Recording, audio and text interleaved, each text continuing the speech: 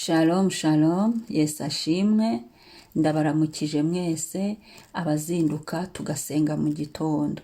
Buri wese n'igihugu aherereyemo, shalom ndabashuhuje. Muri kumwe nanjye, Mame Benezeri, karibu dusenge. Nubwo hari mwabarira, hari Imana ije guhoza.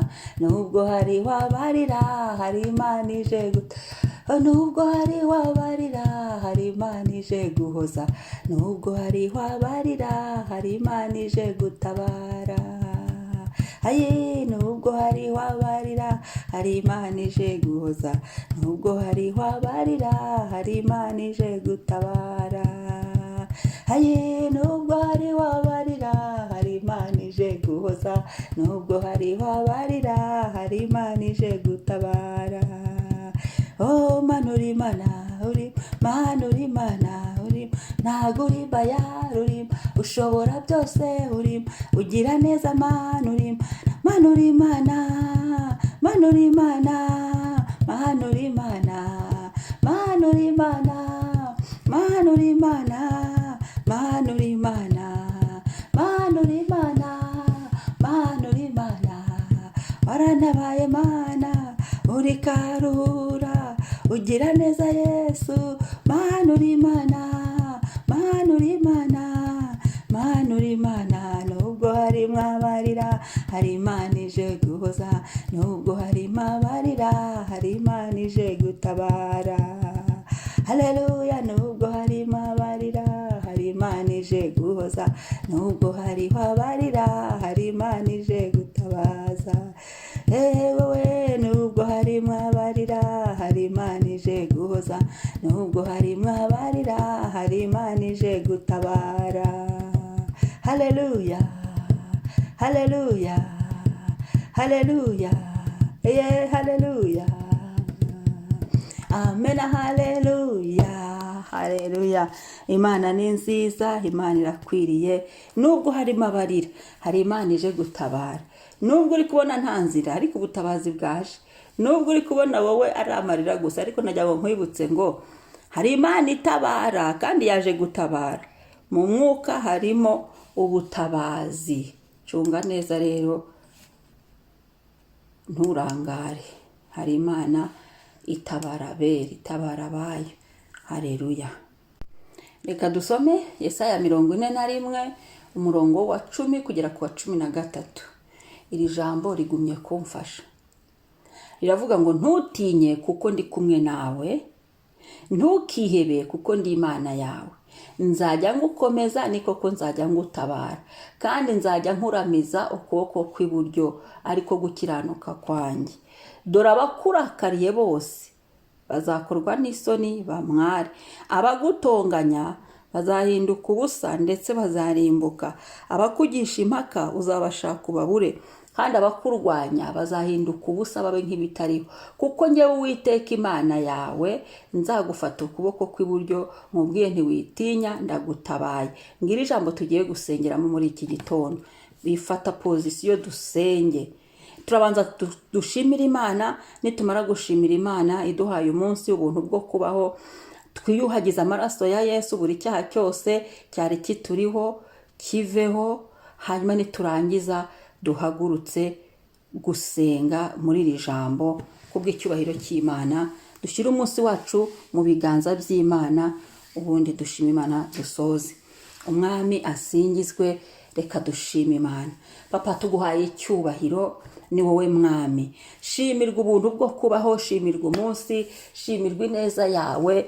Ndahari umukwarira umuntu nijoro mu gitondo impundu zikavuga. Nubwo hariho abarira, hari Imana, ari we waje gutabara. Erega umuntu akiriho aba ari umukandida w'amasezerano. Ibibabaje n'ibyo wapfuye. Kuba uduhaye ubuzima, hariho n'ubutabazi. Kuba uduhaye ubuzima, utwemereye n'ibindi byose. Kuba uduhaye ubuzima, harimo no gutsinda. Kuba uduhaye kubaho, harimo no kugera ku byasezeranijwe. Haleluya. Kuko tukiriho turabakandida ku masezerano. Ibyo ndabigushimiye, nusingizwe. Haleluya. Urakoze kubw'uyu munsi, urakoze kubw'ubuntu, urawuduhaye ngo tuwunezererwemo. Shimwa mwami. Yesu twiyuhagije amaraso yawe, amaraso y'igiciro cyinshi. Tubabarire mwami, imbabazi zawe zitubeho mwami Yesu. Ubugingo bwacu bwozwe, imibiri yacu yozwe n'amaraso ya Yesu. Buri cyaha cyose cyaturegaga, cyadukurukagaho, ingeso mbi yari ikiri muri twe, imirwe bunguri n'amaraso yawe. Icyandiko cyose cyari kiri kuturega muri iki gitondo imbere yawe mwami, gisibanganywe, gikurweho n'amaraso yawe Yesu.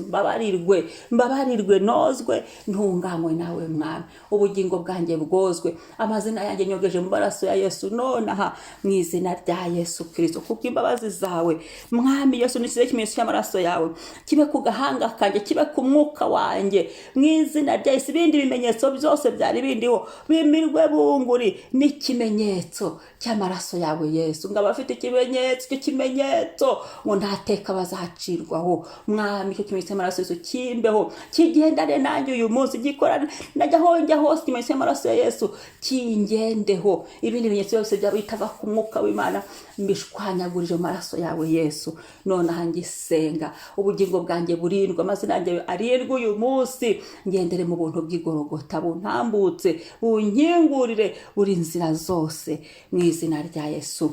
Mwami turagushimiye. Duhagaze muri Yesaya 41 umurongo wa 10 kugera kwa 13, aho mbwiye ngo sintinye. Uravuze ngo ntidutinye mwami, ntidutinye. Ni igihe cyo kudatinya ngo tugakomera.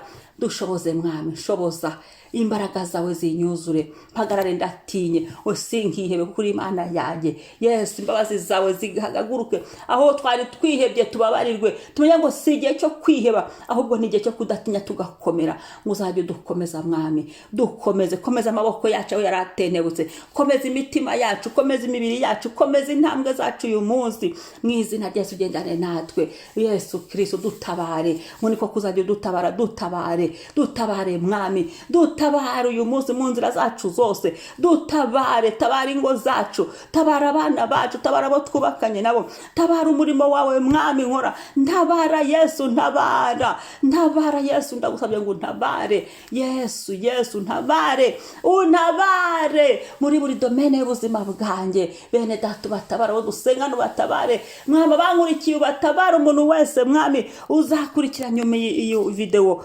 dutabare, dukeneye ubutabazi mu izina rya Yesu. Turabwakiriye ukuri Imana itabara. Nzajya ngukomeza, komeza intambwe zacu mwami. Niko nzajya ngutabara. Haleluya, uturamije ukuboko kwawe kw'iburyo. Haleluya mwami, uyu munsi undamire, uturamire mwami, uturamize ukuboko kwawe kw'iburyo, ukuboko kwawe kw'iburyo gukora iby'ubutwari, ukuboko kwawe kw'iburyo gukora imirimo ikomeye niyoroheje, ukuboko kwawe kw'iburyo nikuturamire aho twari tuguye, nikuturamire aho twari tubabaye, nikuturamire aho twari tunaniwe, nikuturamire ku bitero by'umwanzi, nikuturamire ku bitero by'abagome. Kuko nikuturamire kudutambutse, kudukize, nikuturamire mwami n'ibyacu n'abacu. Ukuboko kwawe nikuturamire kw'iburyo, ariko gukiranuka kwawe mwami. Uri Imana ikiranuka, uri Imana itabeshya, uri Imana ituvuguruza mwami Yesu. Abana b'abantu mu izina rya Yesu ngo abakurakare bose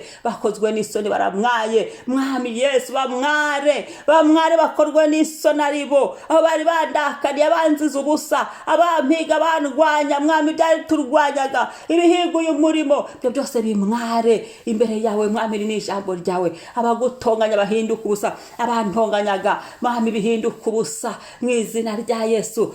Utunama twose byitotomberaga mu mfufu bihinduka ubusa, ngo ndetse birimbuke, ubirimbure. Ibyadutonganyaga bituvuma ubirimbure, ibyadutonganyaga bidusengera nabo ubirimbure, abadutonganyaga mwami mu buryo bwose butandukanye ku matelefone birimbuke mu izina rya Yesu. Inza zose abadayimoni bacagamo bahagurutse intonganya barimbuke mu izina rya Yesu. Ngakugisha impaka, urabashatse urababuze, tubabure uyu munsi, tubabure, nibabure impaka z'umwanzi, impaka za Satani, impaka z'abadayimoni, impaka z'abakora Satani, buri impaka yose yari yarahagurutse mu buzima bwanjye, mu buzima bwacu, mu izina rya Yesu hinduka ubusa, mu izina rya Yesu. Bibe nk'ibitariho, turabisira ibanze, bibe nk'ibitariho, mwige munsi y'ibirenge byacu, bibe nk'ibitariho, bibure mu izina rya Yesu. Kuko Uwiteka Haleluya, haleluya, haleluya. Mudufashe ukuboko, Uwiteka we, fata ukuboko mwami, ukuboko kwanjye nguhuje n'ukuboko kwawe, ukuboko kwanjye nguhuje n'ukuboko kwawe kw'iburyo, ukuboko kwanjye kw'iburyo nguhuje n'ukuboko kwawe, kugira ngo nanjye mwami mbashe gukora nkoreshejwe nawe, mwami mbashe kubona umugisha nkoheshejwe nawe, ukuboko kwanjye ngufatishijwe kwawe mwami, uzajya udufata ukuboko, dufata ukuboko mwami, ngiye ngufashe nakurekura, ariko we numfata urankomeza, we numfata urambashisha, we numfata mwami turagendana, kuko untabaye. Negutinya kuko untabaye, nakiriye ubutabazi wazanye, nakiriye ineza yawe wazanye, nakiriye ubuntu wazanye mwami. Ukuboko kwawe kw'iburyo nikungirire neza, ukuboko kwawe kw'iburyo nikwitambike Yesu mu nzira zanjye zose ntambuke, ukuboko kwawe kw'iburyo nikundwanirire, nugufate mpiri ibyampagurukiraga, ukuboko kwawe kw'iburyo nikumbohore aho nari mboheye hose, nikumbohore mu bantu, nikumbohore mu kirere, nikumbohore mu butaka, nikumbohore mu mazi hafi na kure, nikumbohore ibyanjye, nikubohore amasezerano yanjye, nikubohore mu izina rya Yesu. Daniel yarasezeranye ibyo bifatwa n'ubwami bw'ubuperesi, ibyacu byafatiriwe, ukuboko kwawe kw'iburyo nikubibohore uyu munsi mwami. Twakira amasezerano, twakire gakondo zacu, twakire ibyasezeranijwe, tugere mu byacu mwami. Ukuboko kwawe nikutuvane ku misozi tugomba kubarizwamo, tuyiveho ngo duture ku misozi wagennye y'amasezerano yacu mwami. Ukuboko kwawe nikuduhuze n'ibyacu n'abacu, ukuboko kwawe nikuduhuze, ukuboko kwawe nikutubera ikiraro twambukireho, ukuboko kwawe mwami gukore muri buri domene y'ubuzima bwacu, ukuboko kwawe kurengera iki cyumba cy'amasengesho, ukuboko kwawe mwami gutabarukana isinzi, ukuboko kwawe kutubeho, kuturinde, ukuboko kwawe kwibasira abanzi bacu n'ibyari biduteye, n'ibyari biduhungabanije, n'ibyatwirukankanaga, ukuboko kwawe kw'iburyo kuturinde n'ibyacu n'abacu. Urakoze mwami, turagushimiye uyu munsi uduhaye, buri saha y'uyu munsi dusizemo ukuboko kwawe, buri munota w'uyu munsi dusizeho ukuboko kwawe, kubw'icubahiro cyawe. Urakoze, ndagushimiye, izina ryawe ni ryiza. Haleluya, haleluya, amen. Imana ishimwe, Imana ihabwe icyubahiro. Shalom, shalom. Ndakwibutsa niba uri mushyashya ntugende udakoze subscribe, kandi ndasaba n'abandi mwese igihe aya masengesho agufashije, jya ukore commentaire, natwe udusangize ku buhamya. Niba hari ikimana gukoreye udusangize ku buhamya, kandi musangize n'abandi nabo babyuke basenge mu izina ry'umwami wacu Yesu Kristo. Shalom.